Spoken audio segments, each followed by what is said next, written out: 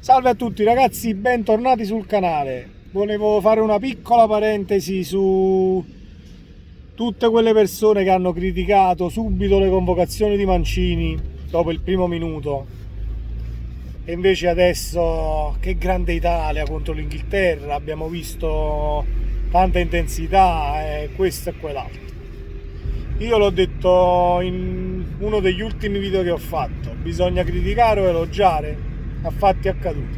Infatti io sono il primo che ha criticato l'Italia dopo l'uscita con la Macedonia, dopo l'Europeo per 8 partite non abbiamo giocato nessun tipo di calcio, perché non possiamo parlare di calcio. L'Italia ha giocato 8 partite concludendo a rete secondo me 5 volte complessivamente, quindi non possiamo parlare di un gran calcio, e là ci sta la critica. Però ho visto che dopo le convocazioni, prima di giocare la partita con l'Inghilterra, tutti quanti, ma chi ha convocato? Secondo me non andiamo da nessuna parte. Invece dobbiamo fare gli elogi a una grande Italia che ha messo l'Inghilterra alle strette e l'ha chiusa nella propria metà campo. Io ho visto un'Italia con intensità, voglia di fare e spirito di squadra nel voler portare la partita a casa.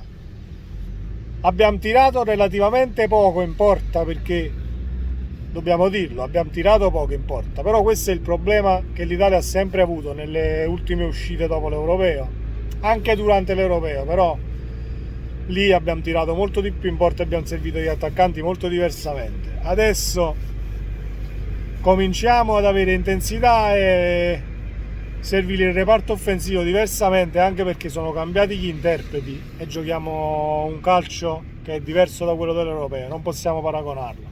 L'unica cosa che trovo uguale è comunque appunto l'intensità che ci mettiamo durante i 90 minuti. Alla fine tanta corsa e una condizione atletica che fa ben sperare. Dobbiamo vincere la partita con l'Ungheria per ovviamente andare alle Final Four, e sarebbe un traguardo comunque galvanizzante per tutto l'ambiente azzurro, viste le ultime uscite e tutte le cose negative che sono successe.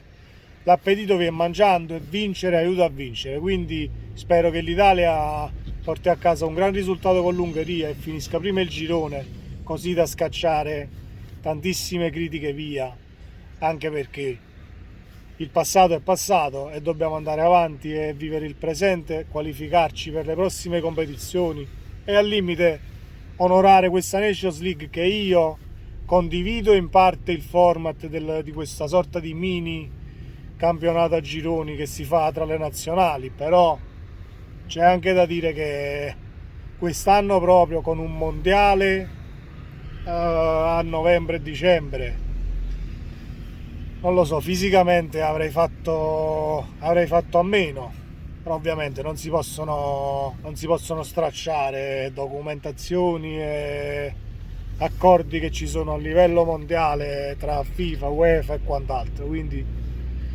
non sono io che posso decidere se giocarlo o no. Ripeto, la mia opinione era che con il mondiale alle porte gli impegni potevano anche essere divisi diversamente, oppure fatti, che ne so, a gennaio. Fatto sta che comunque una grande Italia è contenta della prestazione contro l'Inghilterra, dobbiamo vincere il girone. Alla fine, dopo le scoppole che abbiamo preso con Argentina in amichevole e Germania, forse qualcosa abbiamo imparato.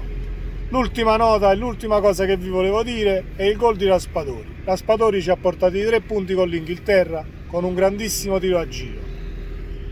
Sono d'accordissimo con il gran gol e una buona prestazione di Raspadori, che in un momento magico, dopo gol in Champions League, il gol a Napoli, è voluto venire a Napoli a tutti i costi perché voleva giocarsi la Champions ed avere palcoscenici diversi di quelli che avrebbe avuto col Sassuolo, e alla fine ci sta. Il ragazzo è carichissimo e quello che vedo è che non gli pesano le grandi partite, non gli pesa il grande evento, non gli pesa dove va a giocare, fa il suo e quando la può buttare dentro la butta dentro. Il piede è caldo, il piede è buono, quindi un toccasana prima per il Napoli perché sono tifoso del Napoli e secondo per la nazionale, anche perché Immobile non si sa se torna, ritorna, quindi la punta o puntiamo su Scamacca o qualche altro centravanti, ma l'attacco quello sarà. Ma che va bene così, è grandissimo, i complimenti a Mancini per l'intensità e per come ha preparato la partita e mi auguro che vinciamo contro l'Ungheria e prendiamo questo primo posto nel girone, soprattutto perché è inaspettato per la critica, quindi mandiamo tutte le criticità al vento e facciamo saltare tutti i banchi. Dai ragazzi, Forza Italia, iscrivetevi al canale, se vi piace questo video condividetelo e mettete un like, ci vediamo nel prossimo, ciao!